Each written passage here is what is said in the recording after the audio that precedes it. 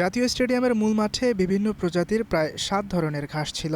এসব ঘাস মাঠকে খেলার অনুপযোগী করে তোলে। প্রায় ৬২ লাখ টাকা খরচ করে পুরনো ঘাস তুলে নতুন করে ঘাস লাগাচ্ছে বাংলাদেশ ফুটবল ফেডারেশন।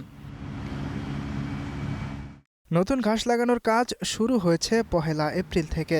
২০ আগস্টের আগেই কাজ শেষ করতে চায় ঠিকাদারি প্রতিষ্ঠান। পুরো মাঠেই লাগানো হবে এক প্রজাতির বারমুডা ঘাস। ফেডারেশনেরও শিডিউলে এখন একটা গ্যাপ আছে টুর্নামেন্ট না থাকে। ঘাস এই মাঠে যেই ঘাসগুলো আছে বিভিন্ন জাতের ঘাস আছে, যেই কারণে ঘাসটাকে চেঞ্জ করে এক রকমের ঘাস দিয়ে এই মাঠটা করার সিদ্ধান্ত ফেডারেশন টেন্ডার কল করেছে। আমরা সেইখানে পার্টিসিপেট করি। এই কাজটা করার পরে ঘাসের টোটাল এখন তো লেয়ারটা তুলে করতেছি।